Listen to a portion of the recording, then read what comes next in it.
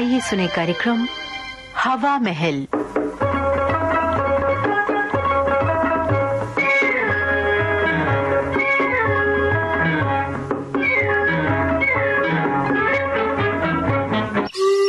हवा महल में आज हमारी श्रृंखला सुनो कहानी।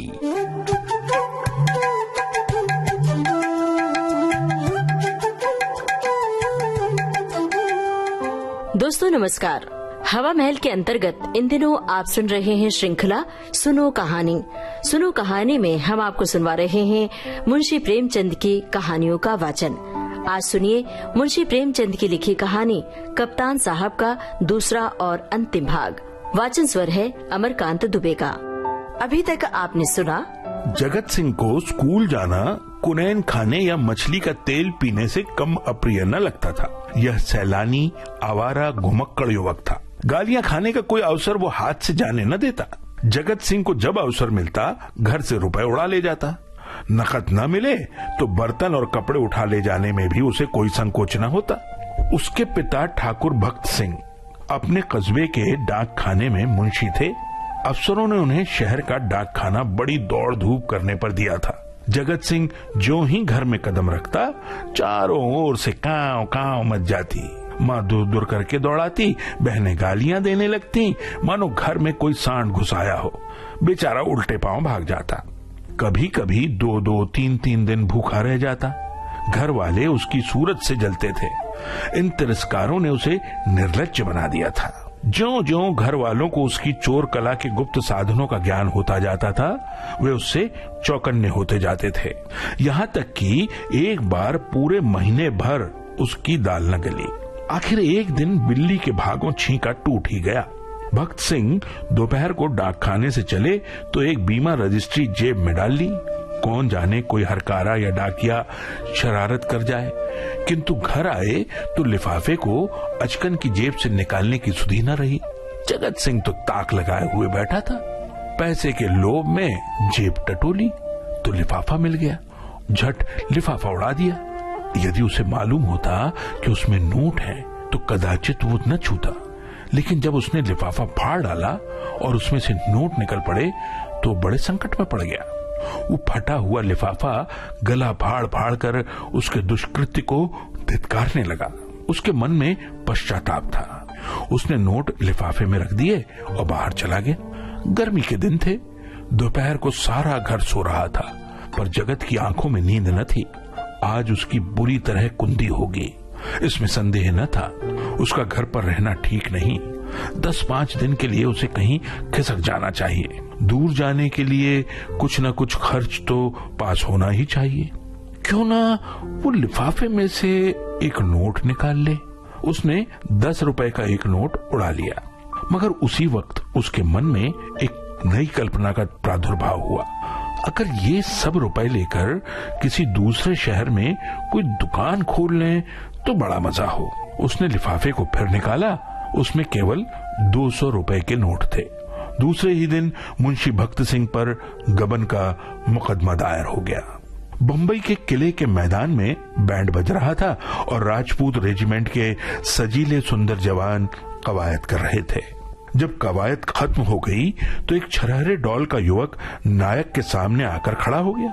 नायक ने पूछा, क्या नाम है? युवक ने फौजी सलाम करके कहा, जगत सिंह। क्या चाहते हो? फौज में भर्ती कर लीजिए। कप्तान ने देखा बला का हाजिर जवाब। मन चला, हिम्मत का धनी जवान है। तुरंत फौज में भर्ती कर लिया। तीसरे दिन रेजिमेंट अदन की ओर रवाना हुआ। जीवन में पहली बार उसे प्रियजनों की याद आई। जगत सिंह को अदन में रहते हुए 3 महीने गुजर गए। अब कभी कभी उसे स्नेहमयी माता की याद आने लगी। कई दिनों से उसे घर पर एक पत्र भेजने की इच्छा हो रही थी, किंतु लज्जा और ग्लानि के कारण वो टालता जाता था। आखिर एक दिन उससे रहा न गया। उसने पत्र लिखा और अपने अपराधों के लिए क्षमा मांगी। यह पत्र लिखकर उसने डाक खाने में छोड़ा और उसी दिन से उत्तर की प्रतीक्षा करने लगा।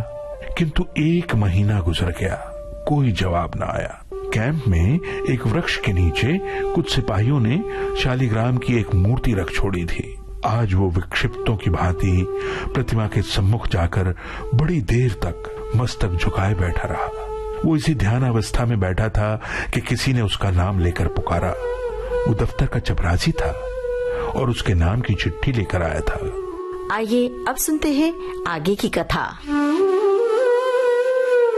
जगत सिंह ने पत्र हाथ में लिया तो उसकी सारी देह कांप उठी। ईश्वर की स्तुति करके उसने लिफाफा खोला और पत्र पढ़ा। लिखा था, तुम्हारे दादा को गबन के अभियोग में 5 वर्ष की सजा हो गई है। तुम्हारी माता इस शोक में मरणासन है। अगर तुम्हें छुट्टी मिले तो घर चले आओ। जगत सिंह ने उसी वक्त कप्तान के पास जाकर कहा, हुजूर मेरी माँ बीमार है, मुझे छुट्टी दे दीजिए। कप्तान ने कठोर आंखों से देखकर कहा, अभी छुट्टी नहीं मिल सकती तो आप मेरा इस्तीफा ले लीजिए। अभी इस्तीफा भी नहीं लिया जा सकता। लेकिन मैं अब यहाँ एक क्षण भी नहीं रह सकता। रहना पड़ेगा। तुम लोगों को बहुत जल्द लड़ाई पर जाना पड़ेगा। क्या लड़ाई छिड़ गई? ओह ठीक है, तब मैं घर नहीं जाऊंगा। हम लोग कब तक यहाँ से जाएंगे? बहुत जल्द, 2 ही 4 दिनों में। की सजा हो गई है। तुम्हारी माता इस शोक में मरणासन है। अगर तुम्हें छुट्टी मिले तो घर चले आओ। जगत सिंह ने उसी वक्त कप्तान के पास जाकर कहा, हुजूर मेरी माँ बीमार है, मुझे छुट्टी दे दीजिए। कप्तान ने कठोर आंखों से देखकर कहा, अभी छुट्टी नहीं मिल सकती तो आप मेरा इस्तीफा ले लीजिए। अभी इस्तीफा भी नहीं लिया जा सकता। लेकिन मैं अब यहाँ एक क्षण भी नहीं रह सकता। रहना पड़ेगा। तुम लोगों को बहुत जल्द लड़ाई पर जाना पड़ेगा। क्या लड़ाई छिड़ गई? ओह ठीक है, तब मैं घर नहीं जाऊंगा। हम लोग कब तक यहाँ से जाएंगे? बहुत जल्द, 2 ही 4 दिनों में। 4 वर्ष बीत गए। कैप्टन जगत सिंह का सायोद्धा उस रेजिमेंट में नहीं है। कठिन अवस्थाओं में उसका साहस और भी उत्तेजित हो जाता है। जिस मुहिम में सबकी हिम्मतें जवाब दे जाती हैं, उसे हल करना उसी का काम है। हल्ले और धावे में वो सदैव सबसे आगे रहता। उसकी त्योरियों पर कभी 4 वर्ष बीत गए। कैप्टन जगत सिंह का सायोद्धा उस रेजिमेंट में नहीं है। कठिन अवस्थाओं में उसका साहस और भी उत्तेजित हो जाता है। जिस मुहिम में सबकी हिम्मतें जवाब दे जाती हैं, उसे हल करना उसी का काम है। हल्ले और धावे में वो सदैव सबसे आगे रहता। उसकी त्योरियों पर कभी मैल नहीं आता। इसके साथ ही वो इतना विनम्र, इतना गंभीर, इतना प्रसन्नचित्त है कि सारे अफसर और मातहत उसकी बड़ाई करते हैं। उसका पुनर्जीवन सा हो गया। उस पर अफसरों का इतना विश्वास है कि अब वे प्रत्येक विषय में उससे परामर्श करते हैं। जिससे पूछिए वही जगत सिंह ही विरुदावली सुना देगा। कैसे उसने जर्मनों की मैगजीन में आग लगाई, कैसे अपने कप्तान को मशीन गनों की मार से बाहर निकाला, कैसे अपने मातहत सिपाही को कंधे पर लेकर निकल आया। ऐसा जान पड़ता उसे अपने प्राणों का मोह ही नहीं, मानो वो कल को खोजता फिरता हो। लेकिन नित्य रात्रि के समय जब जगत सिंह को अवकाश मिलता, वो अपनी छीलदारी में अकेले बैठकर घर वालों को याद कर लिया करता। 2-4 आंसू की बूंदें अवश्य गिर जाती। वो प्रतिमास अपने वेतन का बड़ा भाग घर भेज देता है और ऐसा कोई सप्ताह नहीं जाता जबकि वो माता को पत्र न लिखता हो।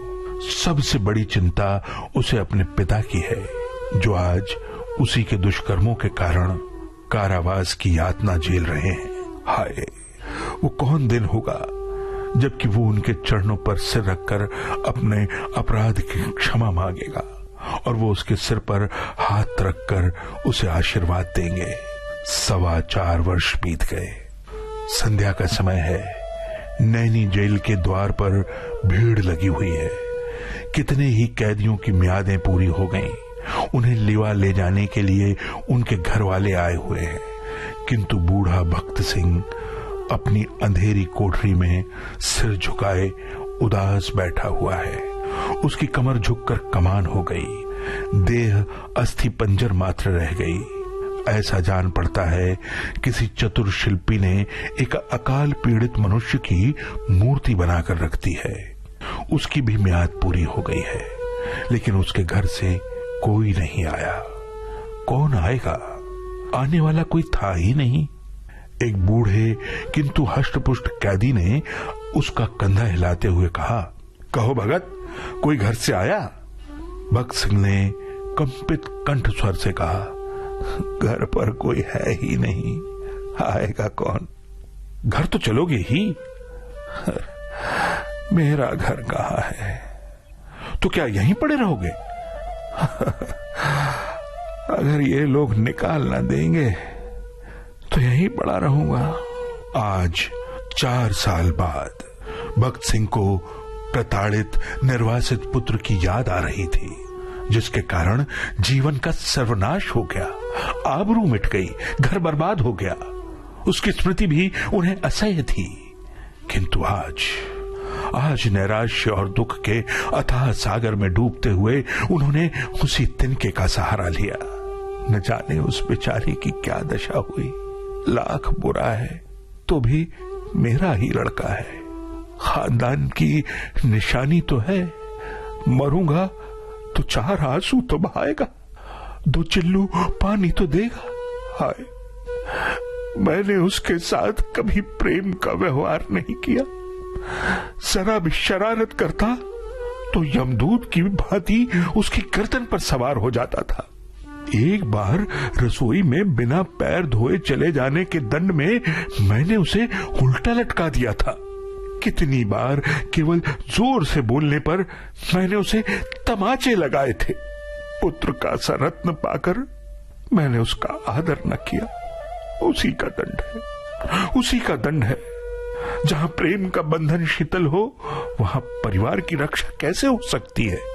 सवेरा हुआ, आशा का सूर्य निकला। आज उसकी रश्मियां कितनी कोमल और मधुर थीं। वायु कितनी सुखद, आकाश कितना मनोहर, वृक्ष कितने हरे भरे, पक्षियों का कलरव कितना मीठा। सारी प्रकृति आशा के रंग में रंगी हुई थी। पर भक्त सिंह के लिए चारों ओर घोर अंधकार था। जेल का अफसर आया। कैदी एक पंक्ति में खड़े हुए। अफसर एक एक का नाम लेकर रिहाई का परवाना देने लगा। कैदियों के चेहरे आशा से प्रफुल्लित थे। जिसका नाम आता वो खुश खुश अफसर के पास जाता, परवाना लेता, झुककर सलाम करता और तब अपने विपत्ति काल के संगियों से गले मिलकर बाहर निकल जाता। उसके घर वाले दौड़कर उससे लिपट जाते। कोई पैसे लुटा रहा था, कहीं मिठाइयां बांटी जा रही थीं, कहीं जेल के कर्मचारियों को इनाम इकराम दिया जा रहा था। आज नरक के पुतले विनम्रता के देवता बने हुए थे। अंत में भक्त सिंह का नाम आया। वो सिर झुकाए आहिस्ता आहिस्ता जेलर के पास गया। उदासीन भाव से परवाना लेकर जेल के द्वार की ओर चला, मानो सामने कोई समंदर लहरें मार रहा हो। द्वार से बाहर निकलकर वो जमीन पर बैठ गए। कहां जाएं? सहसा उन्होंने एक सैनिक अफसर को घोड़े पर सवार जेल की ओर आते देखा। उसकी देह पर खाकी वर्दी थी, सिर पर कारचोबी साफा। अजीब शान से घोड़े पर बैठा हुआ था। उसके पीछे पीछे एक फिटन आ रही थी। जेल के सिपाहियों ने अफसर को देखते ही बंदूकें संभाली और लाइन में खड़े होकर सलाम किया। भक्त सिंह ने मन में कहा, एक भाग्यवान वो है जिसके लिए फिटन आ रही है, और एक अभागा मैं जिसका कहीं कोई ठिकाना नहीं। फौजी अफसर ने इधर उधर देखा और घोड़े से उतरकर सीधे भक्त सिंह के सामने आकर खड़ा हो गया। भक्त सिंह ने उसे ध्यान से देखा और चौंक कर उठ खड़े हुए बोले, अरे जगत सिंह। जगत सिंह रोते हुए उनके पैरों पर गिर पड़ा। दोस्तों, सुनो कहानी श्रृंखला के अंतर्गत आप सुन रहे थे मुंशी प्रेमचंद की लिखी कहानी कप्तान साहब का दूसरा और अंतिम भाग। वाचन स्वर था अमरकांत दुबे का। प्रस्तुति सहयोग आकांक्षा सिंह का। इस कार्यक्रम के प्रस्तुतकर्ता हर्षवर्धन गवई। सुनो कहानी।